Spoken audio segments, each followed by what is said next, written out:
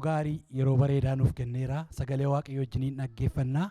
Mee ulfina sagalee Waaqayyootiif jecha ol kaanee sagalee Waaqayyoo keessaa iddoo tokko walii wajjin dubbifannee Waaqayyoon kadhannee gara sagalee kana walii wajjin dhaga'utti darbina. Sagaleen kun guyyaa irraa kan nu wajjiniin ilaallu ergaa Phexros isa duraa boqonnaa tokko guutummaa isaatii. Garuu amma ittiin jalqabuudhaaf lakkoofsa 3 irra isa jiru nan dubbisa. 3 kaasee hamma 5tti. Akkas jedha. Waaqayyo abbaa keenyaa gooftaa keenya Kiristoosiif galanni haa ta'u. Inni araara isaa isa guddaadhaan Yesuus Kiristoos warra du'an keessaa ka'uu isaatiin abdii jiraataa kanatti qabamnee akka jiraannuuf haaraa godhee nu dhalachiiseera. Waan hin banne, waan xurii hin qabne, waan gad deebi'aan adeemnes isa Waaqa keessatti isiniif eegamee jirutti darbitanii akka fudhattaniif godhameera. Ameen. Kanumarra dhaabbanneetu Waaqayyoon hin kadhanna. Mee natti dubbadhu sagalee kee kana naaf ibsenneetu Waaqayyoon kadhanna. Waaqayyo akka nutti dubbatuuf gara keenya akka dhufuuf abdii isa jiraataa akka jiraannuuf haaraa godhee nu dhalcheera. Seedhumee waa'ee abdii jiraataa kana Waaqayyo akka nutti dubbatuuf Waaqayyoon kadhanna. Waaqayyo abbaa keenyaa jiraataa bara baraa si galateeffanna, galanni siif haa ta'u. Waaqaaf lafa irratti ulfinni siif haa ta'u. Gaarummaan kee jireenya keenya irratti guddaadha. Araarri kee jireenya keenya irratti guddaadha. Nu wajjin taatee nu gargaartee waldaa kana keessatti yaa Waaqayyo mo'icha irratti mo'icha nuuf kennaa, nagaa irratti nagaa, fayyaa irratti fayyaa nuuf kennaa.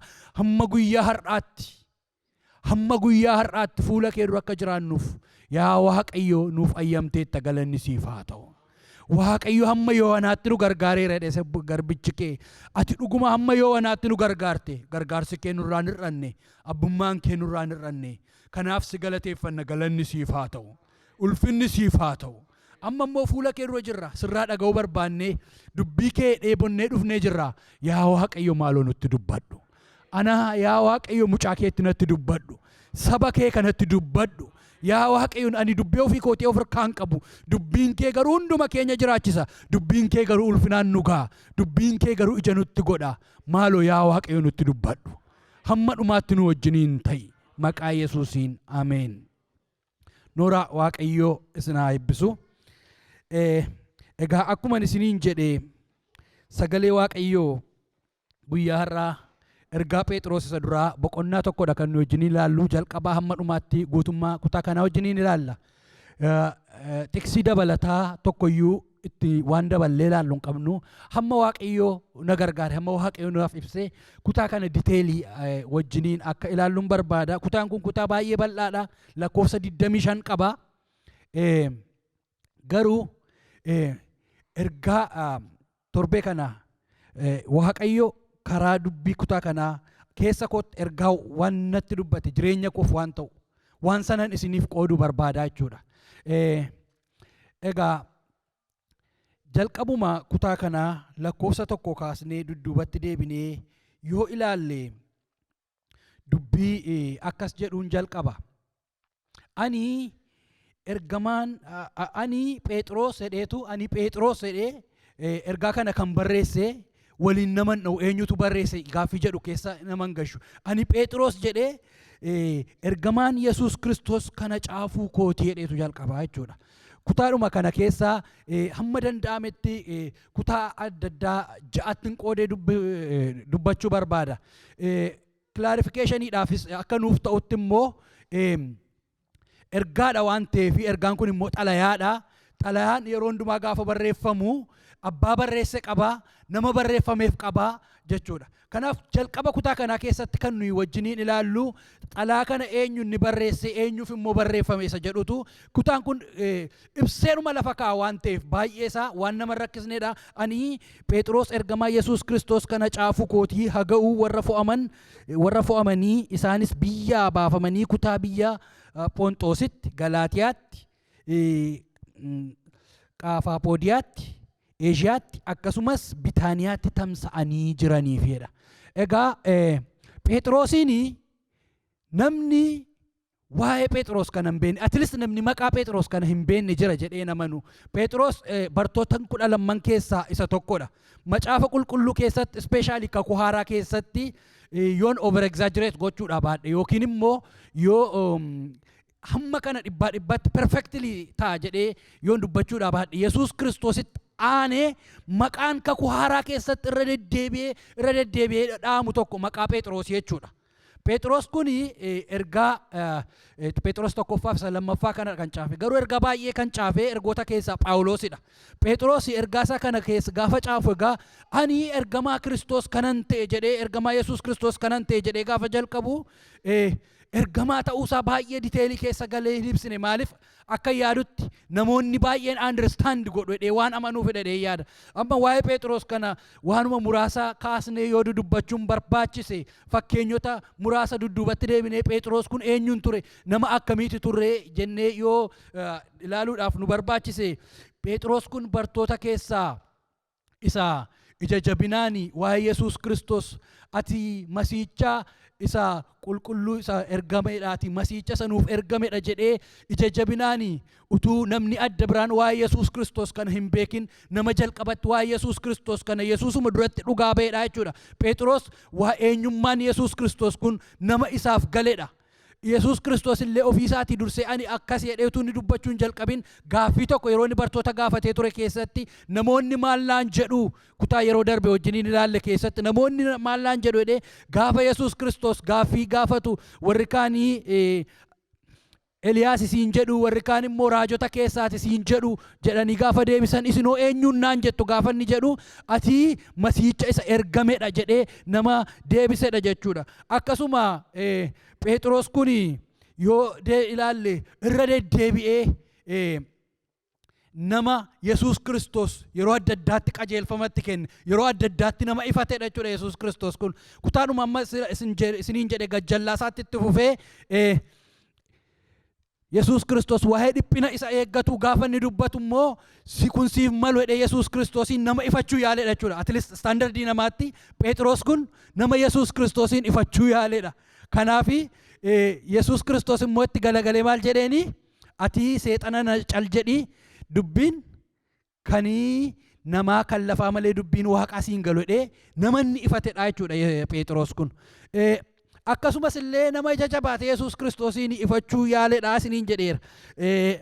Innaa Phexros kun adda biraanii wanti yeroo baay'ee irra deddeebi'ee waa'een isaa dubbatamu waa'een isaa beekamaan gaafa Yesuus Kiristoos bartoota ergee inni dudduubatti hafee halkan immoo bubbee cimaan immoo bartootatti ka'ee Yesuus Kiristoos bubbeerra adeemaa gaafa inni dhufe ati dhuguma Yesuus Kiristoos yoo taate ani bishaan kanarra deemee gara kee akkan dhufuufi na abboomi jennaan isa jabaatee ka'ee bishaan sanarra deemaa gara Yesuus Kiristoos dhaqee isa booda immoo amantii dhabee haala ilaalee immoo gaafa liqimsamuu jalqabu immoo harka koo na qabedhee Yesuus Kiristoos xiyyannaan Yesuus Kiristoos harka isaa qabedha jechuudha. Phexros egaa waan baay'eedhaan beekamaadha. Namoota sadan Yesuus Kiristoosii wajjin gara gaaraatti ol ba'anii ulfina Yesuus isa addaa gaafa fuulli isaa jijjiiramu gaafa Museenii fi Eliyaas gaaricha irratti Yesuus Kiristoosii wajjin mul'atan warra argan sana keessaa nama tokko ture jechuudha. Wanta baay'ee fudhachuu dandeenya. Fakkeenya waa'ee Phexros kun eenyudha gaafa jennu waa'een isaa irra deddeebi'amee macaafa qulqulluu keessatti dubbatama waan tureef waa'een isaa irra deddeebi'amee iddoo baay'eetti barreeffame waan jira ta'eef waa'ee isaa yoo irra deddeebine fakkeenya baay'ee fudhanne hin dandeenya. Garuu egaa Phexros kun ani ergamaa Kiristoos kanan ta'e Phexros kana caafuu kootedhee gaafa jalqabu yeroo baay'ee eenyummaa isaa ibsuu hin barbaanne keessa lixee ani nama akkasiitii gaafa akkasii Yesuus Kiristoos wajjin akkas ta'e jedhee ibsuu hin barbaanne jechuudha. Amma fakkeenya adda biraa tokko yoon isiniif kenne ergoota Phaawulos barreessu keessaa Phaawulos gaafa waa'ee isaa barreessu yeroo baay'ee ergoota gaafa barreessu introdakshinii tokko ta'ee kenna yeroo baay'ee waa'ee isaatiif innis kan akkas jedhudha. Ani Phaawulos fedha Waaqayyootiin ergamaa Yesuus Kiristoos ta'uudhaaf kanan waamamee jedhee jalqaba ergoota isaa baay'ee keessatti. Ani ergamaa Yesuus Kiristoos ta'uudhaaf kanan waamame fedha waaqayyootiin kanan waamame dhe barreessaa jechuudha. Maaliif ergamaa Yesuus Kiristoos ta'ee warra 12 sana keessaa duukaa deemaa akka inni hin turre gaaffii adda biraa kaasuu danda'a jedhee waan yaaluuf yookiin immoo namootaaf galuu dhiisuu danda'a. Maqaa Phaawulos iddoo sanatti hin argine jedhanii namoonni waan yaadanii fi yeroo hundumaa fedha waaqayyootiin iseettu kana yoo fakkeenyaaf tokkoffaa Qorontos lammaffaa Qorontos keessa dhattanii yoo jalqaba isaa ilaaltan akkas jedheetu jalqabaa jechuudha. Ani fedha waaqayyootiin kananii ergamaa Yesuus Kiristoos ta'e jedhee jalqaba. Iddoo kanatti garuu Phexros akkuma nama siniin jedhe ergaasaa gaafa jalqabu maal jedhee jalqabe? Ani ergamaa Yesuus Kiristoos kanan ta'e jedheetu jalqabe jechuudha. Egaa waa'ee nama barreessee hamma kana erga jenne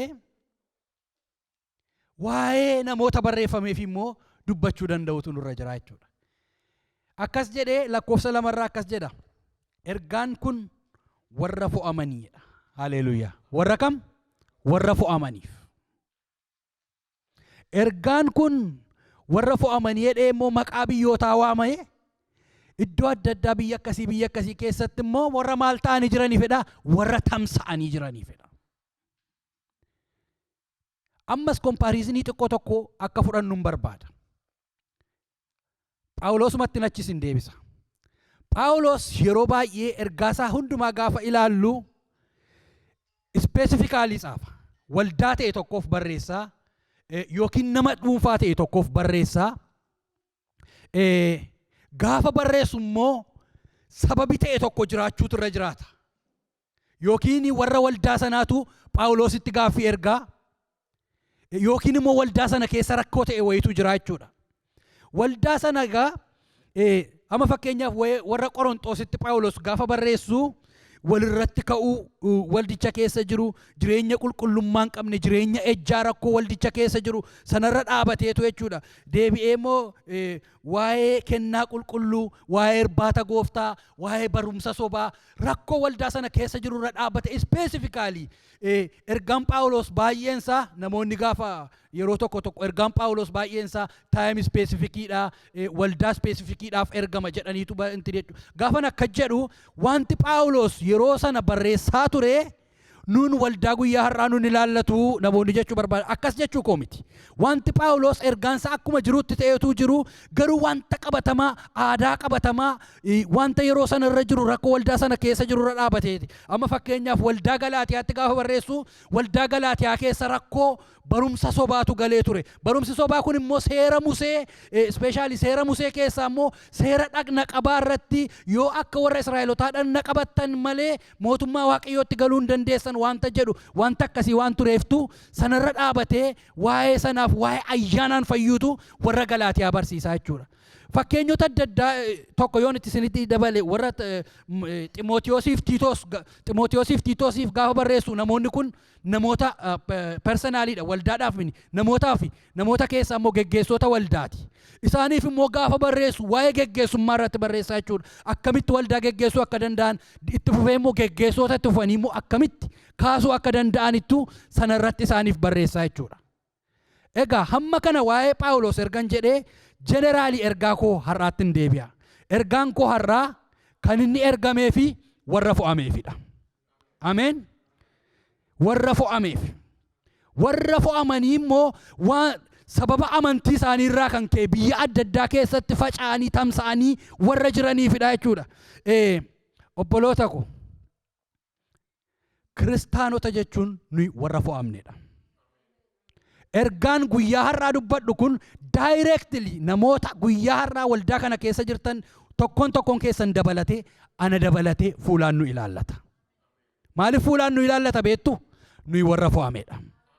Ergaan kuni warra fo'amanii jedheetu jalqaba. Ergaan kun warra fo'amanii isaanis warra biyyaa baafamanii kutaa biyya Phonxoositti, Galaatiyaatti, Qaphaadoqiyaatti, Eeshiyaatti akkasumas Bitaaniyaatti tamsa'anii jiraniifidha. Ingiliffisaa maal jedhee jalqaba? To the pilgrims of dispersions.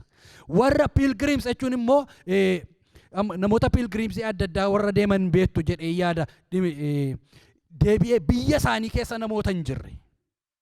Garuu immoo biyya abdatan tokko namoota qaban. warra tamsa'anii biyya isaanii keessaa baafamanii biyyi ta'e tokko garuu biyyi isaan eeggatan tokko biyyi isaan guyyaa boriitti deebi'an tokko ergaan Phexros kun kan inni barreeffame naannoo bara 64 jedhamee yaadama. 84 or 64 sirriitti yaadachuu yoon baadhe. Ergaa Yerusaalem bittinnooftee sabni Israa'el warri kaanis bibittinnaanii biyya adda addaatti faffaca'anii biyyoota ishee adda addaa keessatti faffaca'aniiti. Haa ta'u malee akka seensi biyya lafaatti guyyaa tokko biyya lafaatti deebina biyya itti deebinu tokko qabnedhanii yaadu waa'ee Yerusaalem. Isarra kan darbe garuu ergaan sun guutummaa isaa yoo laalle waa'ee biyya isaan abdiidhaan eeggatanii tokkooti. Waa'ee iddoo isaan gara dhumaatitti deemuudhaaf deebi'uudhaaf jedhanii tokkooti. Egaa jalqabarratti kutaa kana keessatti namni ergamee fi namoonni ergamaniif kana erga ta'e kutaa tokkoffaa irratti waa'ee barreessaa fi waa'ee barreessitoota waa'ee namoota barreeffamee fi kana ilaalle jechuudha. Kutaa ja'attiin qooda isiniin jedheera. Kutaa lammaffaa keessatti garuu wanti isinitti dubbachuu barbaadu sila maaliin isiniin jedhee waan tokko tokko akka yaadaan naaf qabattan waan hin barbaaduuf ergaan kun kan inni ergamee fi warra fo'ameefiin jedhe. Nummoo maaloodhaan isiniin jedhe warra fo'amnedha. Warra fo'amne gaafa ofiin jennu kiristaanota warra duuka buutuu Yesuus Kiristoos kana taanedha. Warri fo'aman kun immoo kaaraakteristiksii jireenya mataa isaanii akkaataa jireenya mataa isaanii amala waan ittiin beekaman tokko qabu. Kutaa lammaffaa keessatti akka wajjiniin ilaalluuf wanti hin barbaadu eenyummaa warra fo'amanii kana akkamitti ibse. Namni kun warri fo'aman kun maal fakkaatu eenyummaan isaanii maanni? Maal fakkaatu jireenya isaanii irraa maaltu mul'ata? Maaliin beekamu? Waan isaan hojjetan miti. Jalqaba kana irratti eenyummaa isaanii isa kan mataa isaaniitu hin ta'in eenyummaa isaanii isa Waaqayyo biraa isaaniif kenname. Eenyummaa isaaniis akka isaanitti jiraatanii dhuma kutaa kanaatti wajjiniin ilaalla. Eenyummaa tokko qabu garuu eenyummaa kana ofiin itti dadhabanii hin arganne. Eenyummaa kana beekumsa mataa isaaniitiin hin arganne. Firaan hin arganne. Eenyummaa isa gubbaadhaa isaaniif kenname. Eenyummaa qabna. Isinis akkas jedha. Isinii jedhee jalqaba. Akka akeeka Waaqayyo Abbaatti Yesuus Kiristoosiif abboomamuudhaaf dhiiga isaatiinis qulleeffamuudhaan hafuura qulqulluudhaan qulleeffamtanii fo'amtaniittu. Egaa maal jedha? Eenyummaan isaanii kun akka akeeka Waaqayyo Abbaatti fo'amuudha. Ofii isaaniitii godhachuu hin dandeenye. Kan isaan fo'aman, kan isaan kiristaanota ta'an, kan isaan adda isaan baafate tokkotu jira. Fo'amuun kun fo'amuu akka carraatti dhufe miti. Akka akeeka Waaqayyoottidha. Akkamitti fo'amneen jedhee? Isin kan isin fo'amtani akka akeeka Waaqayyootti Abbaattidha. Akka akeeka Waaqayyo Abbaatti kan fo'amtanidha jechuudha. Akka akeeka Waaqayyo Abbaatti gaafa jedhamu akeeki Waaqayyo akeeka dhaabbataadha. Fo'amuu keenya kana keessatti akka carraa miti jechuudha. Yookiin immoo randamili ati kottu jedhee warra fo'amne miti. Nuyi akka akeeka Waaqayyo Abbaatti warra fo'amnedha. Fo'amuun keenya jireenya argachuun keenya uumamuma biyya lafaa kana durayyuu akeeka Waaqayyo keessa jiraachuudha.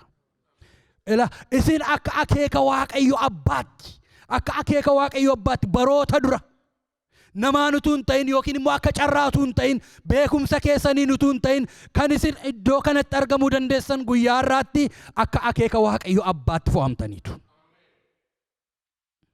Namni fo'amuu isaatiin of jajuu danda'u hin jiru. Namni fo'amuu isaatiif kontribuushinii mataa isaatii qabu hin jiru. Fo'amuu keenya kana keessa carraa nuyi arganne kana keessatti argamuu keenya kana keessa kan kontribuushinii mataa isaatii qabu waan tokko duwwaadha. Innis karoora Waaqayyo Abbaati. Akka karoora Waaqayyo Abbaatti kan fo'amtanidha. Isa booda itti fufeetu maal jedha? Fo'amuu keenya kana keessaa dhiiga Yesuus Kiristoosiin kan qulleeffamtanidha. Ameen. Akka karoora Waaqayyo Abbaatti akka karoora Waaqayyo Abbaa isa baroota keessa tureetti akkasumas immoo dhiiga Yesuus Kiristoosiin qulqulleeffamuudhaaf fo'amuu keenyaaf obboloota koo gatii nuu kaffalame tokkotu jira. Innis immoo dhiiga Yesuus Kiristoosidha. dhiiga Yesuus Kiristoosiin kan qulleeffamtanidha. Itti fufee dhiiga isumayyuu immoo dhiiga Yesuus Kiristoos kanaan kan isin qulleeffamtanidha. Waaqayyoof abboomamuun keenya dandeettii keenya nutti fakkaatamini yeroo tokko tokko. Filannoo keenya akka yaada keenyaatti bakka pilaanii baafannee Waaqayyoon waan abboomamnes nutti fakkaatamini akkas jedhee barreessa. Yesuus Kiristoosiif abboomamuudhaaf dhiiga isaatiin kan qulqulleeffamtanidha. Karoora Waaqayyoo keessatti barreeffamneetu isaaf akka abboomamnuuf immoo dhiiga Yesuus Kiristoosiin qulqulleeffamne. Dhiiga Yesuus Kiristoosiin kan qulqulleeffamtanidha. Sadaffaa irratti immoo waa tokkotti dabale. Dhiiga Yesuus Kiristoos qofaadhaan qulqulleeffamne mini hafuura qulqulluudhaanis immoo itti fuftanii kan qulqulleeffamtanidha. Isinii akka akeeka Waaqayyo Abbaatti Yesuus Kiristoosiif abboomamuudhaan dhiiga isaatiinis qulleeffamuudhaaf hafuura qulqulluudhaan qulleeffamtanii fo'amtaniittu. Eenyummaan keenya, dandeettiin keenya, kan Waaqayyoo ta'uun keenya Waaqayyo Abbaa, Waaqayyo Ilma, Waaqayyo Hafuura Qulqulluu gidduutti raawwate. Phexros Trinity doctrine barsiisne iddoo kanatti. Trinity doctrine akka Waaqayyo Abbaan akkasii jedhamee isa barsiifamu sana keessa lixeen keenya garuu akka salphaatti namaaf galuu danda'utti Waaqayyo Abbaan, Waaqayyo Hafuura Qulqulluun, Waaqayyo Yesuus Kiristoos Ilmi akkamitti fayyina keenyaaf kontribuut akka isaan godhanii qat godheetu jecha tokkoon woordii tokkoon paaraagiraafii tokko keessatti lafa kaa'e jechuudha. Isin akka akeeka Waaqayyo Abbaatti Yesuus Kiristoosiif abboomamuudhaaf dhiiga isaatiinis qulleeffamuudhaaf hafuura qulqulluudhaan fo'amtaniittu. Eenyummaan keenya isa kana. Wanti nu ittiin beekamnu isa kana. Kan akka nuyi guyyaarraa dhaabbannuuf nu godhe. Kan nuyi kontribuut utuun godhatin, utuutti hin dadhabin. Maal jedhe Yohannis wangeela isaa keessatti? Waaqayyoo akkasumatti jedhamini Waaqayyoo akkasumatti biyya lafaa hundumaa jaallateera. Isatti kan amanu hundinuu immoo jireenya bara baraa haa argatuuf malee habaduuf miti. Akkasumatti garuu nuyi hojiin hojjenne malee wantichi jalqabumaa kaaseyyuu karoora Waaqayyo Abbaa ture. Hafuura qulqulluudhaan qulqulleeffamuu keenya keessa ture.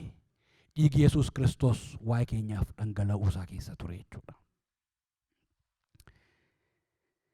Egaa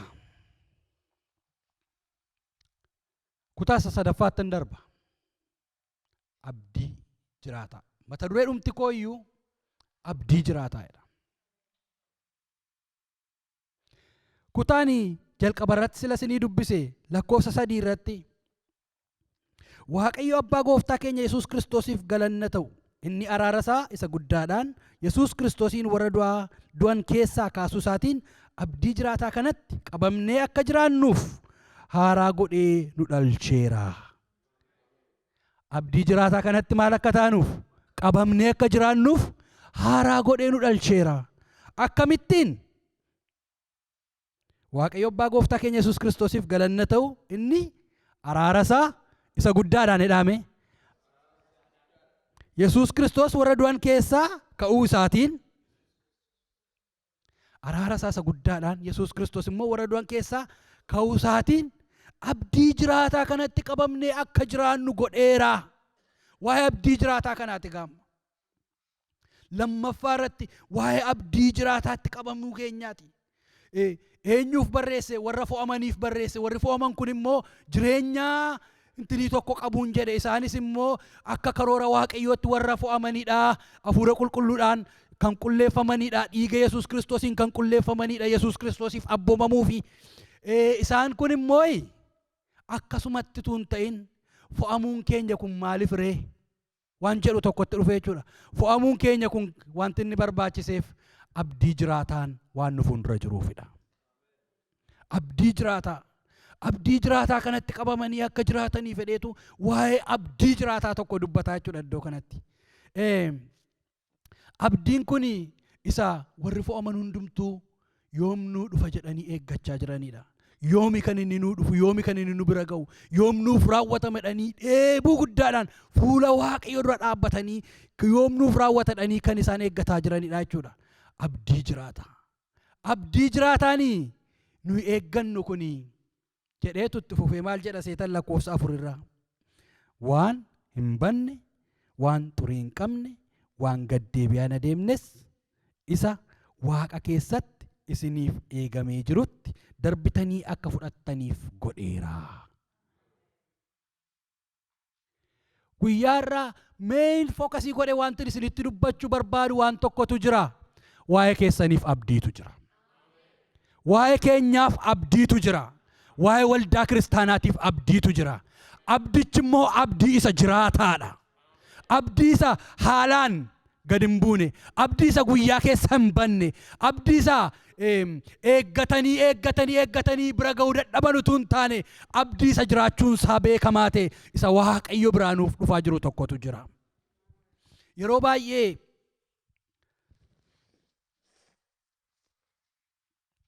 waa'een dhuma biyya lafaa barumsa guddaa waldaa kiristaanaa keessaa isa tokkodha. Yeroo adda addaatti waldaa keessatti, waldaa keenyattis, iddoo adda addaattis, karaa miidiyaas barumsa irra daddarbee yeroo baay'ee irra deddeebiidhaan kennamu keessaa isa tokkodha. Waa'ee barumsa dhuma biyya lafaa natti tola, nan jaalladha. Garuu yeroo baay'ee gaafa barsiifamu keessaa wanti hin jaallanne tokko jira. Akka wanti hamaan tokko nutti dhufaa jirutti, akka badiisi guddaan tokko nutti dhufaa jirutti namoonni lafa kaa'uu barbaadan tokko jiru. Badiisi dhuguma dhufaa jira.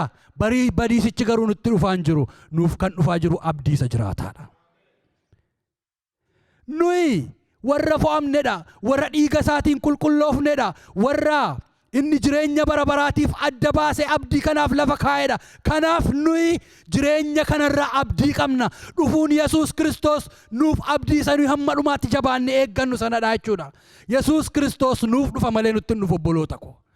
Jireenya fo'ame keessa gaafa jiraannu, akka warra fo'ameetti gaafa deddeebinu, akka warra fo'ameetti abdiis adda baaneef sana keessa dhugumaan gaafa jiraannu Yesuus Kiristoos nuuf dhufa malee nutti hin dhufu. Garuu warri inni itti dhufu jiru. Isaan sodaachuutu ta'a. Nuyi garuu abdii isa kana garaa guutuudhaan yeroo hundumaa eegganna. Sababa araara Waaqayyoo isa guddaa fi du'aa ka'uu Yesuus Kiristoosiinidha. Haaleluyyaa. Sababa maaliitiifi? Sababa araara Waaqayyoo. Sababa araara Waaqayyoo isa guddaatii fi du'aa ka'uu Yesuus Kiristoosiifi sababa kanarraa kan ka'e abdii jiraataan nuuf kennameera jechuudha. Sababa araara Waaqayyoo isa guddaadhaaf. Akkasumas immoo nuyi silaa kan duunu, nuyi silaa abdii bara baraa kan hin qabne Yesuus Kiristoos qooda keenya du'ee immoo achiin hafetu hin ta'in du'aa ka'uu isaatiin, haaleluyyaa, du'aa ka'uu isaatiin abdii jiraataa akka qabaannu. Utuu Yesuus Kiristoos du'ee hafeeratee abdii jiraataa hin qabnu turre, Yesuus Kiristoos garuu du'a mo'ee du'a keessaa ka'eera. Kanaaf abdii jiraataa isa nu eeggatu tokkotu fuula keenya dura jira. Maali abdii akkamiiti kan fuula keenya dura jiru? Abdii akkamiiti fuula keenya dura kan jiru? Yeroo hundumaa abdiitu jira jettee dubbatta. Waan jedhanii natti fakkaata an gaafa yaadu akkasitti. Abdiitu yeroo hundumaa abdiin kun waan akkamiiti jedhanii gaafa gaafatan abdiin kun waan hin bannedha jedhe. Haaleluyyaa. Ameen. Abdiin kun jedhe jalqaba irratti waan hin bannedha jedhe. Abdiin nama biraa obboloota koo baduu danda'a. Abdiin qabeenyaa irratti hundeeffamee abdatamu baduu danda'a. Abdiin haala irratti hundeeffamee abdatamu baduu danda'a. Abdiin inni Waaqayyo biraa dhufu garuu abdii hin bannedha. Abdii waan hin bannetu sin fuuldura jira jedhe Phexros. Akkuma sila isiniin jedhe waldaa tokkoof mini Phexros kan inni barreesse warra fo'amanii, warra biyya adda addaatti faca'anii jiranii, warra rakkoo adda addaa keessa jiran, dhiphina adda addaa keessa jiran. Barichi bara dhiphinaati. Barri kunis bara dhiphinaati. Har'a obboloota koo haala kam keessa yoo jiraattan waa'ee keessaniif abdiin fuula Waaqayyootii ba'e tokko jira. Abdiin fuula Waaqayyootii isiniif ba'e kun immoo abdii hin bannedha. Abdii hin banne. Ani jedhe mini Daawit, ani gargaarsaa fi gara gaarotaa gara tulluun ilaalee gargaarsi koo eessaa naa dhufaa? Akkasumas gara warra qabanii warra beektotaan ilaalee gargaarsi koo eessaa dhufaa? Gargaarsi koo achi mini, gargaarsi koo gubbaa sana Waaqayyo isa waaqaaf lafa uume biraa anaaf dhufaa jedhe. Namoota baay'ee ilaalanii qaana'uun jira. Waan baay'ee rabdi kaatanii qaana'uun jira. Namni baay'een fayyaa isaa abdatee fayyaan isaa guyyaa keessa sagane. Namni baay'een sooruma isaa abdatee sooromni isaa guyyaa keessa sagane. Garuu abdiin hin banne tokko jira. Har'a isa kan isinitti dubbachuu barbaadu waa'ee keenyaaf abdiitu jira. Abdiin keenya kun immoo abdii hin bannedha. Lammaffaarratti abdiitu jira, abdiitu jira. Abdii akkamiitu jira? Maanni abdiin keenya kun yoo jenne ilaalle abdii xurii hin qabne. Haaleluyyaa. Mee abdii xurii hin qabne dhaame? Waan xurii hin qabne, waan hin banne, waan xurii hin qabne, waan qulqulluu isa harka Waaqayyoo keessaa namaaf ba'u. Haaleluyyaa. Waan xurii hin qabne. Wanti harka namaa keessaa namaaf ba'u, it depends on something. Yeroo baay'ee wanta irratti hundaa'u tokko qaba. Yoo kana goote malee kanan gootuu tokkotu jira. Yookiinis immoo waan baay'eetu dudduubaan hidhata meeqa harkisa meeqa qabateetu dhufa. Inni harka Waaqayyoo keessaa namaaf ba'u garuu xurii hin qabu. Wanta inni xurii hin qabneef isinitti himu. Kutaama kana keessa gara dudduubaa jira. Inni abdichi harkaa namaaf ba'u isa qulqulluudha. Haaleluyyaa. Isa maaloodhaan jedhe? Abdiin keessan isa qulqulluu harkaa waan ba'uuf xurii hin qabu obboloota ko. Ani qulqulloota akkuma ta'e, ani qulqulluu akkan ta'e sinumtiyyuu qulqulloota taa'edha. Kutaama kana keessa gara dudduubaarra jira. Haa ta'u malee abdiin waa'ee keenyaaf jiru kuni kan hin bannedha, kan xurii hin qabnedha. Ameen. Maali abdii abdii akkamii qabnaa jennaan? Kan gaddeebi'aa hin adeemne. Ameen. Waan hin banne, waan xurii hin qabne, waan gaddeebi'aa hin adeemne. Abdiin waa'ee keessaniif jiru obboloota ko gaddeebi'aa hin adeemu. Amame. Anillee ekonomistii miti. Namni har'a birrii miliyoona tokko qabu, miliyoona tokko yoo dhaqee har'a mana baankii keessa kaa'ate waggaa 10 booda miliyoona tokko argachuu danda'a? Inni foormulaa adda biraa qaba. Dhaluu isaatiif waan intirii adda biraa keessa kaa'amuutu irra jiraata. Yookiin waliigaltee adda biraa qabaatu. Kaa'u yoo kaa'ame garuu, yoo lafa ta'e garuu gadi bu'a. Maaliif gadi bu'a? Riseeshiniitu jira waan ta'eef. Vaaliyuun wanti vaaliyuu guyyaarraa birrii miliyoona tokko qabu guyyaa waggaa 10 booda miliyoona tokko ta'uu dhiisuu danda'a. Maaliif wantoota adda addaatu ilaalamee gabbu'aa deema waan ta'eef. Vaaliyuu dhabaa deema. Even kutaadhuma kana keessaa waa'ee warqee tokko kaa'a. Warqeen har'a gatii guddaa qabu ni yeroo muraasa booda baduuf jiru jedha. Warqeen illee bada guyyaa keessa gabbu'aa deema. Vaaliyuu dhabaa deema. Abdiin keenya garuu gadi bu'aan adeemu. Abdiin waa'ee keessaniif jiru inni waan hin banne, waan xurii hin qabne, waan gadi bu'aan adeemnedha. Isinii warra fo'amanidha. Kan isin fo'amtan immoo akka karoora Waaqayyootti Yesuus Kiristoosiif abboomamuudhaaf dhiiga isaatiin kan qulleeffamtan, hafuura qulqulluudhaan kan qulleeffamtan, waan tokkoon isinitti himaa. Innis immoo waa'ee keessanii fi abdiitu jira. Abdiin kun immoo abdii gadi bu'aan adeemne, abdii hin banne, abdii xurii hin qabnedha. Abdii akkasii tokkotu jira. Kanaafi jajjabaadhaa jechaanii jira. Abdii akkasii tokko qabdu haalaan abdiin kutatinaa jechaa jira. Dhumarratti immoo arfaffaarratti abdiin inni isinitti himu kuni maalin jedhe tokkoffaarratti? Waan hin banne, waan xurii hin qabne, waan gaddeebi'aan adeemne dhee afuraffaa irratti dhuma irratti waa tokko kaa'e. Innis isa Waaqa keessatti nuuf eegamaa jirudha. Abdiin waa'ee keenyaaf jiru. Abdiin waa'ee keenyaaf jiru. Isa Waaqa keessatti nuuf eegamaa jirudha.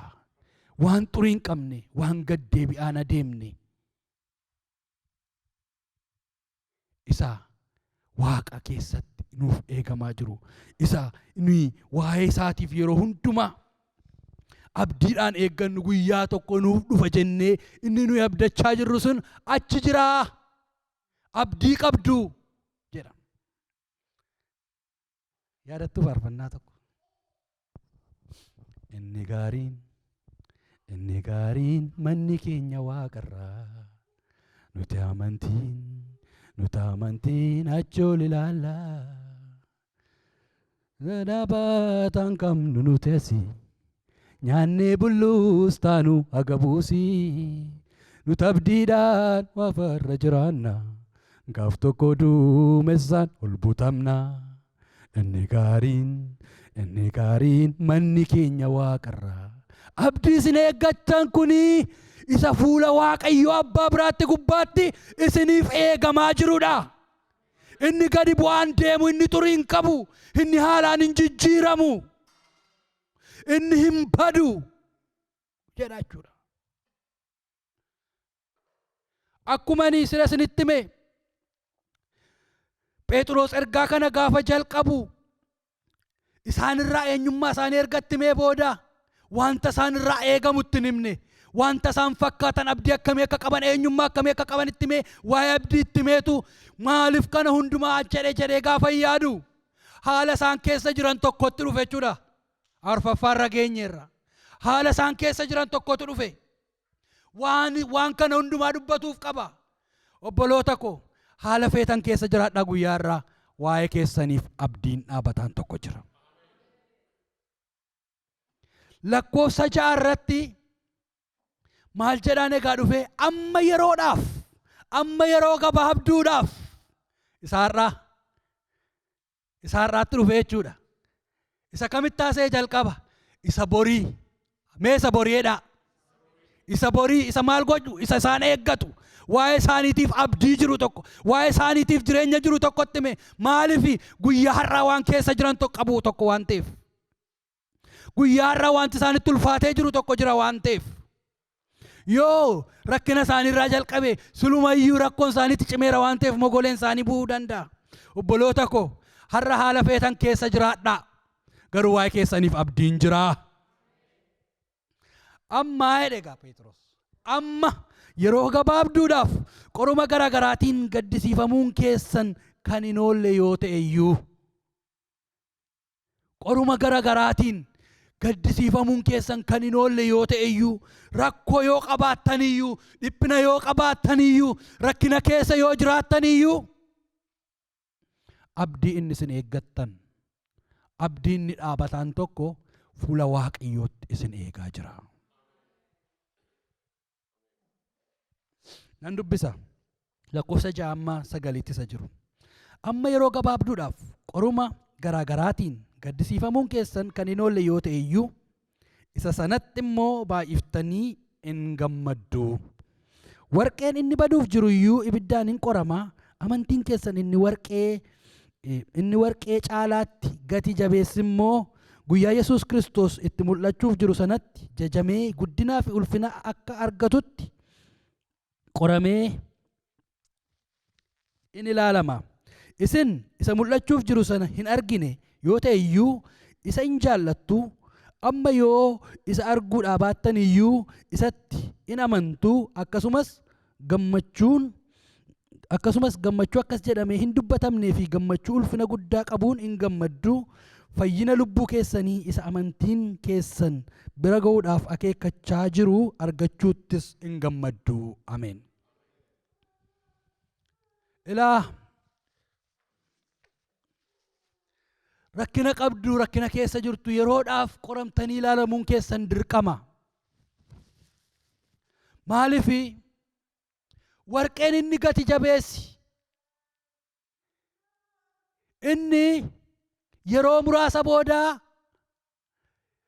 baduuf jiru gatamuuf jiru iyyuu erga abiddaan qoramee ilaalame amantiin keessan inni abdii isin eeggattan biraan isin ga'uuf jedhu kun immoo hammam qoramee haa ilaalamu ree. Kanaafi haala adda addaa keessa jiraachuu akkuma jalqaba irratti dubbisanne namoonni kun namoota bittinnaanii jiranidha. Namoota faffaca'anii jiranidha. Namoota qeesaanii keessaa ba'anii biyya ormaatti galanii jiranidha. Baqattoota rakkoo baay'ee keessa jiru. Abdiin qabanii. Kanaaf waa'ee abdii isaaniitti dubbate waa'ee keessaniif abdiitu jira. Har'a rakkina yoo qabaattan illee har'a dhiphina yoo qabaattan illee har'a wanti isinitti boosan yoo jiraattan illee qorumsa kana keessatti illee maal godhaa jedhe gammaduutu isiniif ta'a jedhe amantiidhaan jiraachuutu isiniif ta'a. Maaliif kan akkas ta'uun irra jiru isin fuulduraa abdiin bannetu jira, abdii gad bu'aan adeemnetu jira, waan ture of keessaan qabnetu jira, wanti isin fuula Waaqayyootti eeggachaa jirtan abdiin keessan inni Waaqarraa dhufuuf jedhu sun waan jiruufi qoruma kana keessatti amantiidhaaf gammachuudhaan irra deddeebi'ee gammachuudhaan inni isin eeggattan Yesuus Kiristoos isiniif dhufuuf jira waan ta'eef abdiin keessan isiniif bira ga'uuf jira waan ta'eef qorumsa kana maaliin fudhadhaa jedhe gammachuudhaaf amantiidhaan fudhadhaa jedhe. Guyyaa har'aas wanti waldaa kanatti dubbachuu barbaadu wanti ofitti dubbachuu barbaadu qorumsa adda addaa keessa namoonni jirtan ba'aa namni hin beekne baattanii namoonni jirtan qofaa keessan gad deebistanii waa'ee keessaniif kan boossan waa tokkoon isinitti himaa waa'ee keessaniif abdii dhaabataa tokkotu jira. Abdii dhaabataan kun immoo isa abbaa keenya biraa nuuf dhufudha waan ta'eef isa waan abdannuuf qorumsa keenya keessatti iyyuu gammachuudhaan jiraanna. Qorumsa keenya keessatti iyyuu abdii dhaabataa waan qabnuuf ija keenya isarraa hin buqqifannu. Waan namatti tolu keessaa waan tokko jedhe yeroo gabaabduudhaaf dhiphinaaf rakkina garaa garaa ittiin jiraattu jedhe. Ameen. Ammas irra deebi'een jedha qoruma adda addaa keessa namooti jirtan ba'aa namoonni kan isinii hin beekne waldaan kan isinii hin beekne abbaan manaa haati manaa keessan kan isinii hin beekne namoonni baattanii jirtan yoo jiraatanii waan tokkoon jedha kutaama kana keessa irra dhaabbadhe qorumsi keessan yeroo gabaabduu duwwaadhaaf yeroo gabaabduudhaaf jedhe yeroo gabaabduudhaaf jedhe yeroo gabaabduudhaaf gaafa yeroon isaa ga'u Waaqayyo qoruma kana jireenya keenya irraan dabarsa. Gaafa yeroon isaa ga'u Waaqayyo isa nu boosise jireenya keenya irraan kaasa. Sanas haa ta'u kanas haa ta'u garuu abdii dhaabataa tokko qabna. Isa immoo ilaalle yeroo hundumaa gammanna.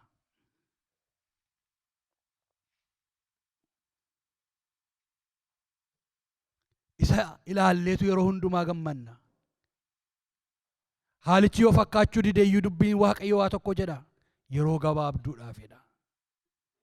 Gaafa yeroon isaa ga'u Waaqayyo immoo ulfina isa nu eeggachaa jirru biraan nu ga'uuf jedha. Akkasin pointii koon dhabneef akkasin istiraakcharii dubbii kanaan dhabneef ammas dudduubattiin isin deebisa. Warra fo'amtan akka keeka Waaqayyootti hafuura qulqulluudhaan dhiiga Yesuusiin Yesuus Kiristoosiif abboomamuudhaaf warri adda baafamtan abdii gadi bu'aan deemne hin banne hin jijjiiramne isa fuula Waaqayyooti eeggattan Waaqayyo biraa qabdu. Haa ta'u iyyuu maleedha yeroo gabaabduudhaaf immoo qoromtuedha. Phexros ergaasaa xumura irratti waan ittiin cufe tokko qaba. Hamma abdiin keenya inni nuyi fuula Waaqayyooti eeggannu sun nuuf dhufutti immoo akkamitti jiraannaa isa jedhuun cufe. Anis kanumaan hin cufuu barbaada. Fo'amneerra inneerra. Fuula Waaqayyooti abdii dhaabataa abdii jiraataa qabnaa inneerra. Haa ta'u malee amma rakkinoota adda addaa qabna inneerra. Haa ta'u malee rakkina kana keessatti immoo abdii isa qabnu kanaa amantiidhaaf gammachuudhaan keessa darbina inneerra. Akkamitti jiraannu ree? Akkamitti jiraannu? Waan lama kaa'e akkaataa nu itti jiraannu. Inni jalqabaa jireenya qulqullina qabu akka jiraannu nurraa barbaada Waaqayyo. Ameen. Jireenya qulqullina qabu akka jiraannu nurraa barbaada. Lakkoofsa 13 irraa akkas jedha. Kanaaf mudhii yaada keessanii jabeeffadhaa. Warra of qaban ta'a. Abdii keessan guutummaatti ayyaana isaa yeroo Yesuus Kiristoos mul'atutti isiniif dhufu irra kaa'adhaa. Ameen. Akka ijoollee abboomamanii ta'a malee kajeellaa foonii isa bara gogummaa keessanii duukaa hin luucca'inaa. Inni isin waame sun qulqulluu akkuma ta'e isinis adeemsa keessan hundumaan qulqulloota ta'a. Ameen. Akka kanatti jiraadhaa. Akka kanatti deddeebi'aa. Yoo keessaa fuunee inni ilaallate jalqaba irratti akkana jedhe yaada mudhii keessanii jabeeffadhaa. Ameen. Warra of qaban ta'a. Abdiin keessan guutummaatti Yesuus irra kaa'adhaa. Baay'ee namatti hin tolu. Maal jedha seetan? Rakkoo qabdu, rakkina keessa jirtu, dhiphina adda addaa waan isin qorutu jira. Maybe namni isin bira jiru akkasii yaaddanitti isin fudhachuu dhiisuu danda'a. Yesuus Kiristoos kana jiraachuun salphaa ta'uu dhiisuu danda'a. Rakkoo yeroo gabaabduutu jira. Rakkoo kana immoo amantiidhaa fi gammachuudhaan fudhadhaa jedheetu achi as deebi'ee garuu hamma ammaatti wanti nuyi dubbifanne jalqabaa kaasnee hamma ammaatti wanti nuyi dubbifanne harki caalu wanta Waaqayyo nuuf hojjetedha. Amma garuu Waaqayyo nurraa waan ta'e tokko barbaada. Innis mudhii yaada garaa keessanii hidhadhaa jedha. Maal godhaa? Mudhii yaada garaa keessanii hidhadhaa. Warra of qaban ta'an malee of qaban ta'a. Abdii keessanis guutummaatti Yesuus irra kaa'adhaa jedheetu akka ijoollee abboomamanii taa'edha. Akkam taa'edha? Akka ijoollee abboomamanii taa'edheetu kajeellaa foonii isa bara gowwummaa keessanii duukaa hin luucca'inaa. Jedhee dhuma irratti immoo maal jedhaa? Abbaan keessanii qulqulluu akkuma ta'e isinis qulqulloota ta'a.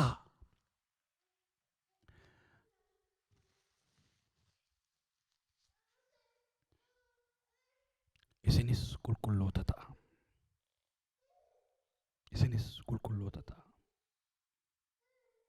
Abbaan keessan qulqulluu akka ta'e isinis qulqulloota ta'a. Yaada mudhii garaa keessanii hidhadhaa. Kajeellaa bara gowwummaa keessanii duukaa hin luucca'inaa. Biyya lafaan fakkaatinaa. Wanta har'a darbuun fakkaatinaa. Akka ijoollee abboomamanii ta'a. Maaliif waa'ee keessaniif abdiitu jira. Waa'ee keessaniif jireenyatu jira. Wanta isin gara fuulduraatti eeggattan tokkotu jira waan ta'eef akka ijoollee warra abboomamanii ta'a. Yaada mudhii garaa keessanii jabeessaa hidhadhaa. Rakkoo yoo jiraate iyyuu jabaadhaa. Abbaan keessanii qulqulluu akkuma ta'e isinis immoo qulqulloota ta'a. Isa booda qulqullummaan jiraachuun gaariidha. Garuu qulqullummaan jiraachuu duwwaa miti, dhumarratti waa tokkotti nuuf dabale. Maal jedhe seetan? Garaa qulqulluudhaan wal jaalladhaa. Ameen. Garaa qulqulluudhaan wal jaalladhaa. Lakkoofsa 22. Isin dhugaadhaaf abboomamuu keessaniin jireenya keessan qulqulleeffattanii obboloota garaa qulqulluudhaan jaallachuu bira geessaniittu. Ammas jaalala ho'aa isaa garaa keessaa dhufuun wal jaalladhaa. Wal jaalladhaa. Wal jaalladhaa. Rakkootu jira, yeroo gabaabaadhaaf rakkoo keessa baatu.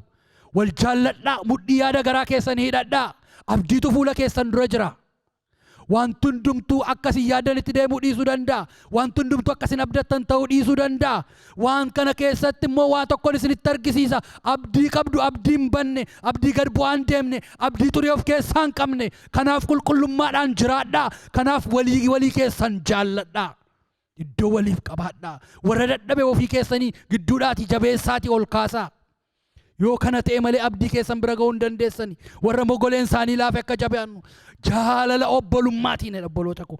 Jaalala obbolummaa isa maaliitiin immoo dhabeettu? Isa garaa qulqulluu. Isa haala irratti hundaa'e miti. Isa garaa qulqulluudhaaf wa'uun isa jaalala dhugaa kanaan wal jaalladhaa. Walii keessan baadhaa. Walii keessan danda'a. namni dadhabee abdii isaa kana keessa akka namneef, namni dadhabee nu gidduudhaa dudduubatti akka hin deebineef, akka nuyi wal jaallannu, akka nuyi qulqullummaadhaan jiraannu, akka nuyi wal baannu Waaqayyo nurraa barbaada. Xumurarraan jira gaa. Akkuma isiniin jedhe jalqaba irratti warri fo'amanii eenyummaa Waaqayyo biraa isaaniif kenname qabu. Isaanis Waaqayyoon fo'amanii ofii isaaniitiin miti. Dhiiga Yesuus Kiristoosiin qulqulleeffamanii, hafuura qulqulluudhaan qulqulleeffamanii. Isaan namoota akkasiiti. Nuyi namoota akkasiiti obboloota koo. Nuyi namoota akkasiiti. Namni isin bira taa'u obboleessa obboleettiin isin bira teessu kun isee dhiiga Yesuus Kiristoosiin qulqulleeffamtedha. Hammam dadhabaa haa ta'u, hammam dadhabduu haa taatu, hammam istaatasii nuyi ilaannuuf bira ga'u haa dadhabdu. Yesuus Kiristoos waa iseetiif dhiigeera, dhiigisaa dhangala'eera. Nuyi ofii keenyaaf, fo'amuu keenyaaf, adda baafamuu keenyaaf, kontribuushinii mataa keenyaa akka hin qabne.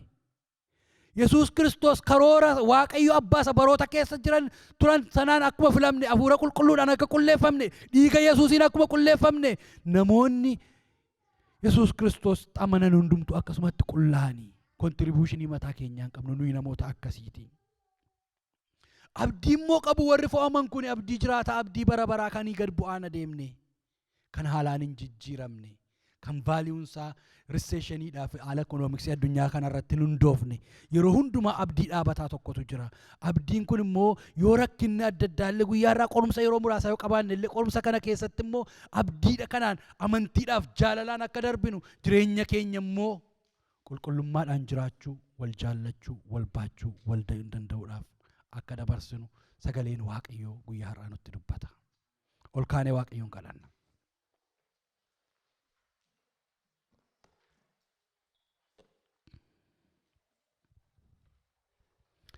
Mee akkas jedha, ani jedhame abdii jiraataan qaba.